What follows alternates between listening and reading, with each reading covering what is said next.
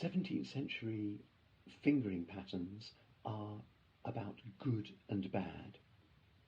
In the 18th century, they're still doing good and bad, but the fingering patterns begin to change to make different groupings, more varied groupings, sometimes with more than just 2 or 3 notes, with groups of 4, 5, 6, 7, 8 notes. And this is reflected in the fingering patterns. You still have to do the good and bad for yourself. One of the most typical patterns is Mana. A group of 4 notes starting after the beat.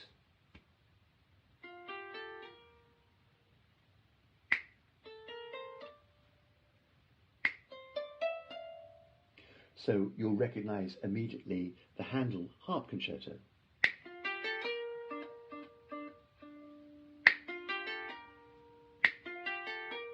It's also the beginning of the Monteverdi Orfeo solo.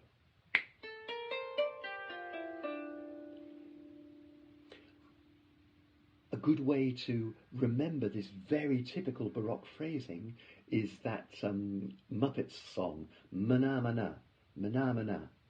So it starts after the beat, Mana Mana. But the arrival, it's not a heavy arrival, it's not Mana Mana, yes! It's Mana Mana. You just touch it lightly. And this is very typical of Baroque phrasing in general, that the last note is unaccented and short. It comes from poetry. To be or not to be, that's the question. There's a big accent on quest, but the chum part is light and short. That's the question. Also in Italian, nel mezzo del cammin di nostra vita.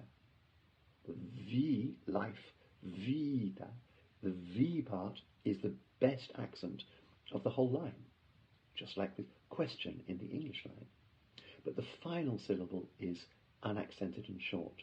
And that's a general principle for Baroque phrases in music.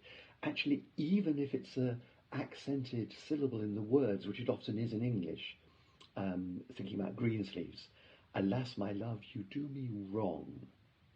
It's an accented syllable. Nevertheless, the note is in a certain way unaccented and short. It needs to be short so that there's time to breathe and continue in tactus. So, combining these ideas, first of all, in the 17th century, you're probably still going to use alternating fingers. So for the Orfeo solo, you might not go 4, 3, 2, 1, you might go 2, 3, 2, 1. It's a very small difference in sound. It comes more into effect when you start playing the longer scales. There, the pairwise fingering sounds quite different from later fingerings which would use groups. So in the 17th century, you're probably still using pairwise fingers. If you're playing the Handel, it's going to be 4, 3, 2, 1. What else could it be?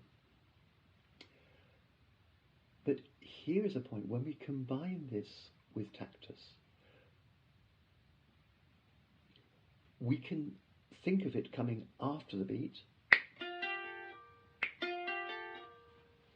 or more elegantly, we can time it so it arrives with the next beat.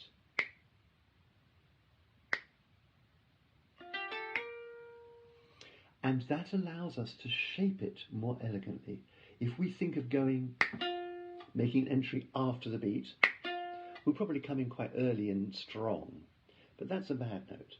And we'll get a more elegant phrasing if we rather let the beginning of that rest, it's a silence, let the beginning of that rest be long and then roll afterwards.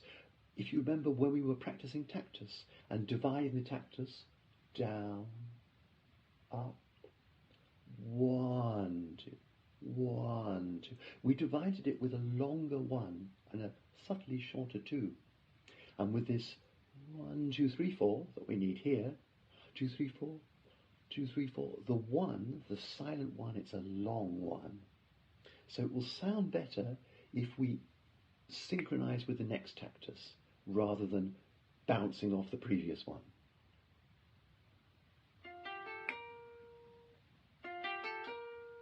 So that's the tactus synchronization.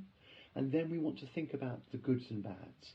The first note is a bad, second is a good, third is a bad. How much?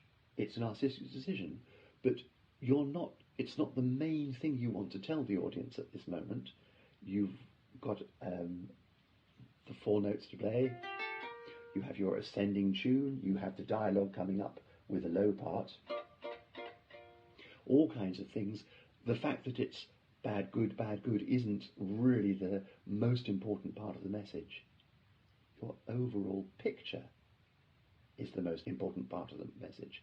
These are the trembling notes ascending up to heaven, thanks to Timotheus.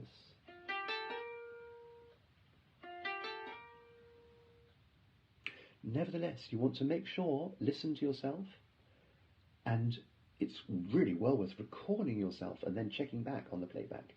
Did you get the goods and bads the right way round? They don't have to be very exaggerated, but they should not be the wrong way round.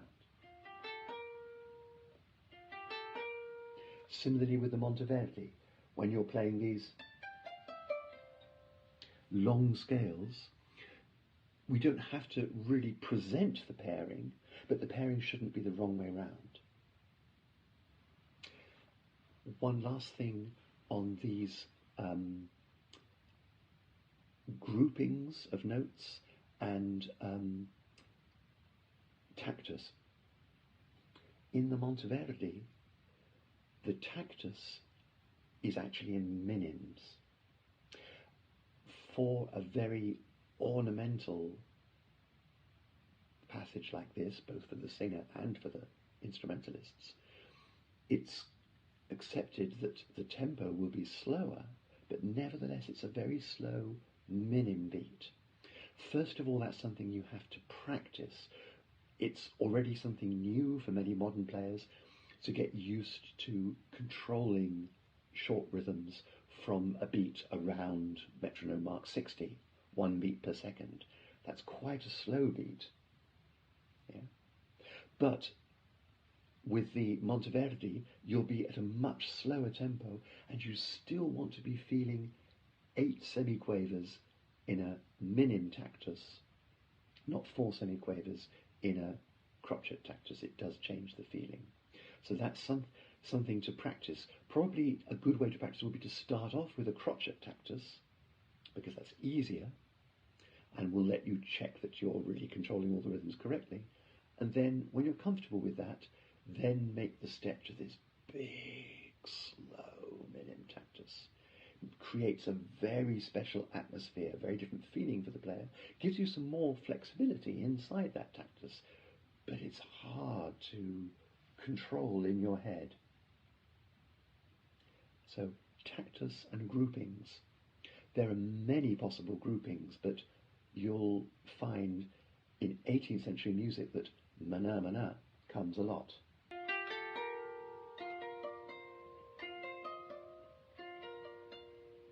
There I've broken them up into individual units. We have to get them with the tactus.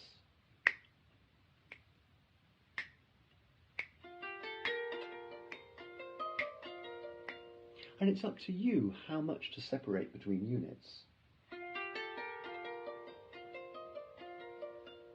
But there should be some separation, and especially we shouldn't make the wrong joining.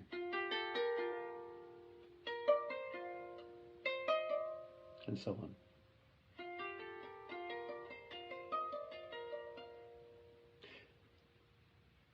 Very often there will be a jump where the separation occurs.